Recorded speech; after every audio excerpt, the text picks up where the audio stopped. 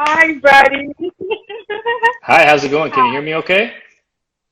Yes, thank you very much for joining in. Thank you for not saying no when I reached out for you.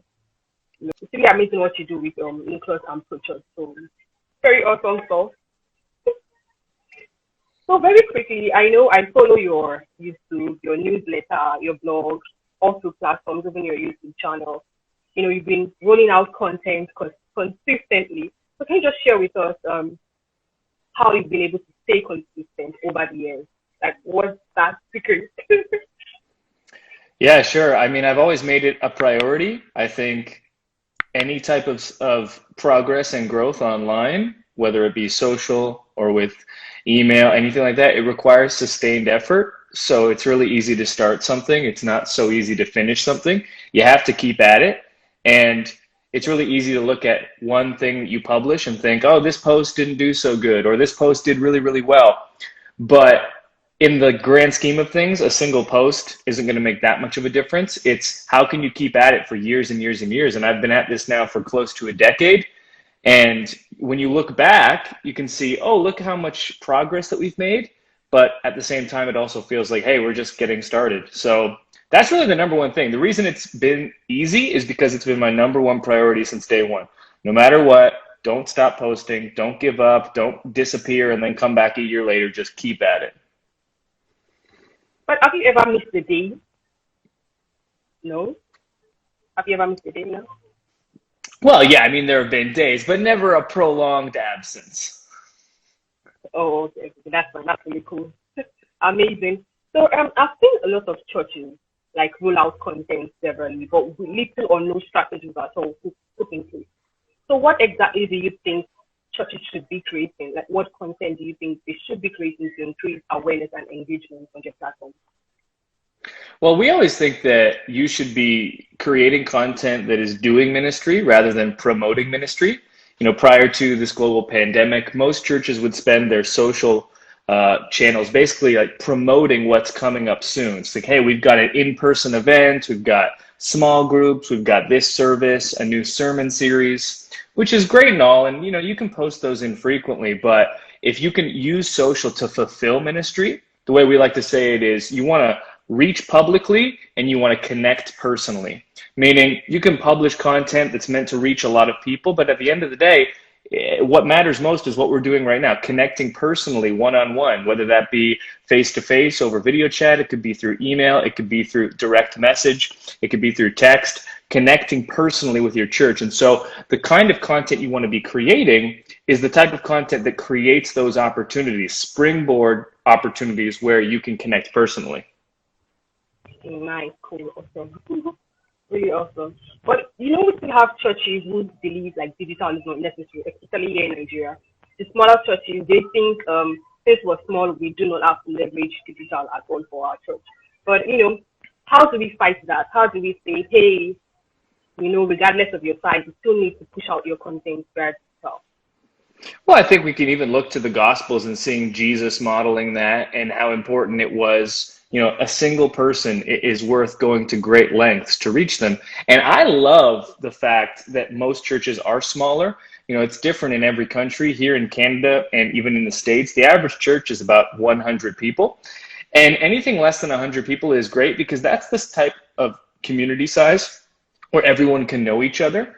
And it's always tempting to look up to the really influential churches and influential pastors and see how much of a reach they have. And, oh, they got this many likes and this many views. And churches cannot do that you can, if you're smaller, is connect with people personally. And again, it goes back to both of those things need to happen with digital. You need to reach publicly and connect personally. The larger you are, the more difficult it is to connect personally. And so we can think that, oh, 10,000, 100,000, 1 million followers is great.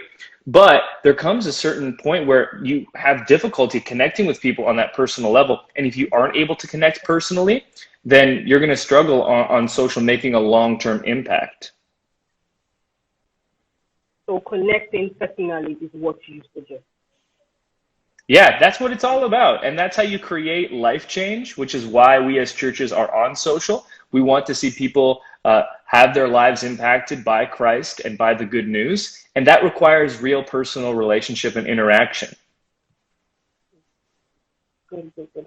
So ranking on search engines, we have churches who struggle to rank on, say, Google, for instance. We have churches who struggle very hard when it comes to SEO and other links to rank on search engines. So what do you suggest? What do you think they need to put in place? What are the necessary keywords? On websites, we have meta tags, the church description and all of those. But what do you think? What do you think churches should be doing better? What has worked for you? Sure. I mean, there's a few simple tips that you can implement. The truth is, for many of our churches, people are going to find us online before they ever come to us in person. And, I was searching something just recently. I needed to have my car cleaned.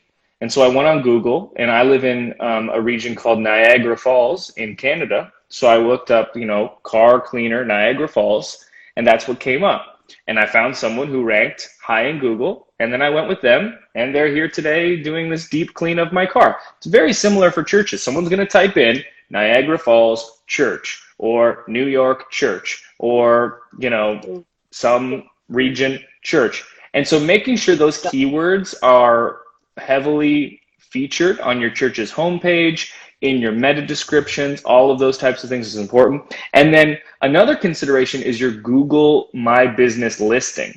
So what'll happen now is for physical businesses, which Google sees churches as, if you don't fill out all that information, you're not going to have on the right side of the Google landing page, you're not going to have the information like your address, your phone number, reviews, listings. And so it's important that you fill out all that information, especially the reviews. The reason I went with this car detailer over another is because I saw on the Google My Business listing, this guy had so many 5-star reviews and everyone was like, this place is awesome. And so that's one thing that you can do right now is make sure your Google My Business listing is active. And then ask the people within your church already, hey, can you go and leave a rating for our church so that when people do find you organically, they immediately are met with a ton of messages saying, yeah, we like this church. Yeah, good. So adding your region to whatever content you're putting and also, what you do, adding that to your platform, then reviews on Google listings. Yeah, and then one more thing that you can do that's super important for making a good first impression is having really bright photos of smiling people all over your website. You might think, Yeah, we should have so you might be thinking, we should have a photo of our church's building or a photo of the cross or something. But, what's most important is photos of the real people at your church that are smiling and enjoying themselves, because humans connect with other humans. And if you want to make a great first impression, you want the feeling of your church to be inviting and welcoming and full of brightness and hope. And smiling photos of people that attend your church is the best way to represent what we do as churches. Okay, really good. So the next question would be, running effective ads for churches is a big challenge, honestly, to be very frank. So how do we convert the people we get online to our church? Like when you run ads, you want conversion. Like people coming to your church and saying, hey, I want to attend this service, what this service about. So how do we do that? What are the key strategies we need to do, like running great ads for churches? Sure. I mean, again, the most important thing is to make a personal connection with people.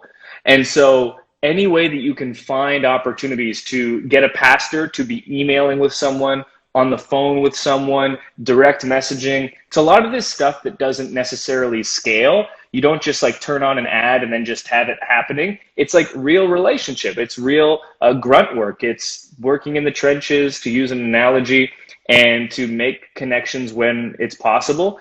And, one thing that my church has begun doing during this time of the pandemic is we can't meet in person. So what's happened? A lot of our pastors have been picking up the phone and they've been calling people in the church and checking in on them. And that's made such a difference. I just got my haircut, can you tell? Finally. And so I was at my barber and he's connected to our church. And he tells me, he's like, hey, I hadn't been to church in a while, and one of our pastors called me and he remembered my name, and it made me feel so great. That's what it's all about. Like, the whole reason you do social and you publish on social media is to reach publicly for the opportunity to connect to someone personally. And it's just those two things over and over again. Reach publicly, connect personally. Reach publicly and connect personally. Oh, okay, cool. So can we talk about Google Ads grants for this? Yeah, Google offers 10,000 US dollars, correct, to non-profits and churches. So how do churches gain legibility? What are the things they need to do? What are the things they don't need to do or just stay away from? And if you've benefited, can you just share your experience with us? Sure. So I've never used it firsthand. We've worked with many churches that do. It's pretty simple. You just have to go into Google and search for the Google AdWords, nonprofits grant. And then basically they have to determine if you're eligible or not. So you put in a bunch of different information and you say, this is my church, this is where we are. And you have to kind of acknowledge, okay, we're not discriminating against people for you to be eligible for that. Some churches have difficulty selecting that. I've never had an issue with it. Doesn't seem like it would stop me from doing that. But again, I haven't dealt with it personally. But it's one of those things where Google is inviting you and offering you all of this free advertising juice. And so I say, if you are a church, take it. When nonprofit discounts are available, take it. As churches, we're dealing with limited resources. And what's amazing about digital is how it levels the playing field. You and I are on a live stream right now. Dozens of people are going to watch this live, and hundreds will watch it afterwards. And that wouldn't have been possible 10 years ago. I'm just on my phone. Like, I got my AirPods in. There's no fancy gear here. So what's amazing about digital is it does level the playing field and make it accessible to reach people.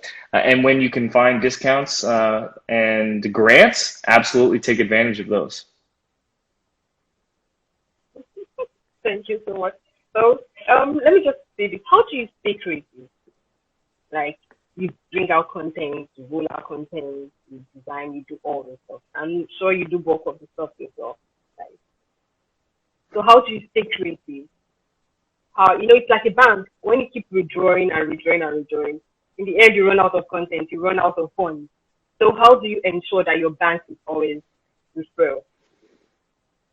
Sure. I mean, if you want to have good output, you need to have good input. So that means reading good books. It means listening to good podcasts. It means finding inspiration in places that you don't normally spend time in. So a lot of the times when I'm looking for inspiration beyond the church world, I'll look for inspiration, in the fitness world or in the writing world, in the sports world. A lot of the times when I come up with social media content, it will be from an industry that has nothing to do with church. And I think that the best creativity comes when you can fuse two things together. So it's not copying someone else's idea, but it's maybe copying one person's idea and another person's idea, and then just putting them together and seeing what happens. And so that's a great way I've found to stay creative as well. Awesome. Very, very awesome. So finally, I know we're almost done with the 15 minutes. So finally, can you share basic tools with us that churches should use? I know you use tools, you use a lot of things in creating your content. Can you just share any that you think churches should be using on your platform or in their church? Anyhow. Sure. I mean, I think Facebook Creator Studio is really helpful. That's a free tool from Facebook and Instagram. You can connect your pages into Facebook Creator Studio, and you can get analytics, insights, you can schedule posts. And so instead of paying for, let's say, a third-party scheduler, you can use Facebook and Instagram's free tools for that. So I really like that. I'm a huge fan of the video editing platform DaVinci Resolve.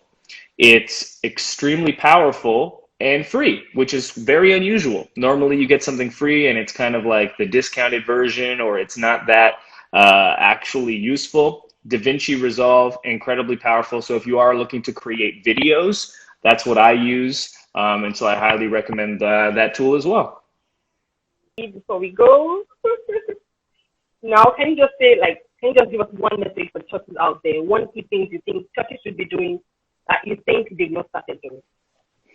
Sure. So we say that, we're living through the biggest communication shift in 500 years, the biggest change since the printing press when it comes to getting information out into the world. And what's amazing about this is it's giving us as churches more opportunities than have ever existed. And so it's important to take advantage of those opportunities and just recognize that no one really knows what they're doing. This is all so new. Even now, it's only been about 10 years that social platforms have existed. And so if you feel like, oh, we're too late to the game or we're not making as much progress as we'd like, that's how we all feel. So don't get discouraged. Like I said at the beginning of this, the key is to stick to it. Don't give up. The best thing you can do to see growth and life change on social is sustained effort over a long period of time. The rent is due every single day. And so keep putting in that work. Keep celebrating the wins, looking at what's not working, making adjustments, and that trajectory will continue to go up. Thank you, Brady. Do you have questions for me? No, I don't think so.